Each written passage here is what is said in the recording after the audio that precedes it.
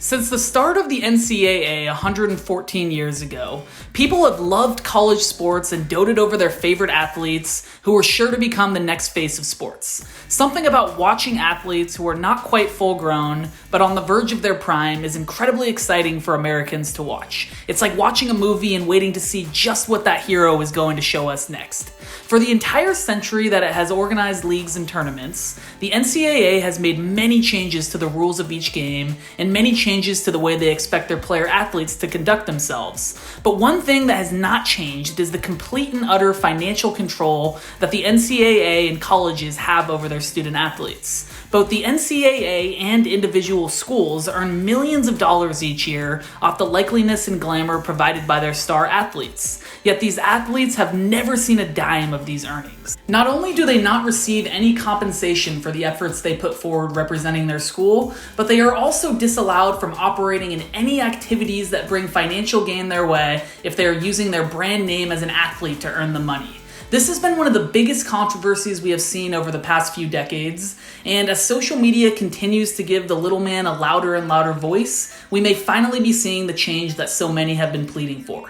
For decades, the deal has been that colleges provide a free education and a place for up-and-coming young athletes to show off their stuff and hopefully get noticed by professional sports franchises who would then and only then compensate them for their talents and allow them to earn additional income through side ventures and endorsement deals. This is all changing because in April of 2020, the NCAA Board of Governors announced that it supports student athletes to receive compensation for third-party endorsements both related to and separate from athletics. They announced that the plan to allow players to start earning from outside sources and endorsement deals would begin in the 2021-2022 season. This would end one of the biggest scams played on young people in a very long time. The NCAA has had an unfair stranglehold over student athletes and the value they have provided for decades now, and it's incredibly exciting to see this monopoly breaking up so the little guy can use the opportunities in front of him to create new financial opportunities. Think about how ridiculous it is for an organization to use their power to essentially end a player's season or perhaps their whole youth career simply because they accepted money from a sponsor or an individual. College athletes are typically in the same boat and the same demographic as regular college students, broke and hungry for a real meal. They may have nice training facilities and access to some better medical professionals, but the day-to-day of their finances are no more luxurious than a normal 20-year-old. For an organization to tell a young player that they cannot use their name or their personal brand to generate income is absolutely absurd. Young athletes who have invested the time and energy into becoming top-notch at their craft, and also the time and energy to build an audience online and start relationships with high-profile people, deserve to reap the rewards from their efforts from day one, not when they finally get to the NBA or the NFL or wherever. Student athletes should reserve the right to free enterprise and the ability to accept sponsorships, endorsements, and create side ventures using their likeliness and fan base's leverage. Not all student athletes will have the clout and brand name to create vast opportunities for themselves, but the ones that are top-notch should not be held down by an outdated organization that does not have the best interest of the very people that create all the revenue for them. Some big-name players that have been accused of accepting gifts or financial benefits during their college career are Cam Newton, Des Bryant, AJ Green, and quite a few others. Many of the deals had nothing to do with the player themselves, and oftentimes were coordinated by a family member or perhaps someone else whom the player trusted to handle business for them. USC was hit extremely hard in the mid-2000s, with both O.J. Mayo and Reggie Bush being accused of accepting upwards of $200,000 from sports agents. The NCAA found both players in the wrong and immediately stripped Bush of his Heisman Trophy and all wins for USC during their 2005 season.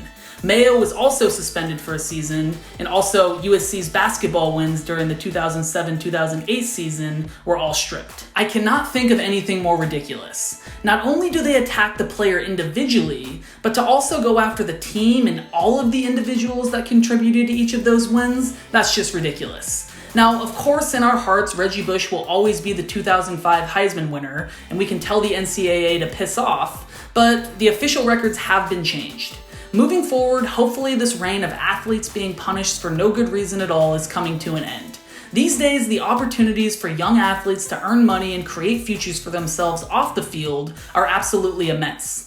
With social media exploding to new heights, we are now seeing young athletes in high school and in college begin to create brands and fan bases for themselves like never before. Creating and managing a personal brand as a student athlete is a skill set on its own, and many players who may not see a tremendous amount of playtime on the field can now start to show the world a different side of them and give themselves a chance at something greater. The financial situation for college athletes is about to change forever, and I hope it doesn't swing too far in the other direction because there is a humble attitude to being a college athlete, and I hope the instant money that some of these players will soon be able to create for themselves doesn't create an extra level of arrogance amongst young players, but even if it does, nevertheless, they should be able to do whatever they want.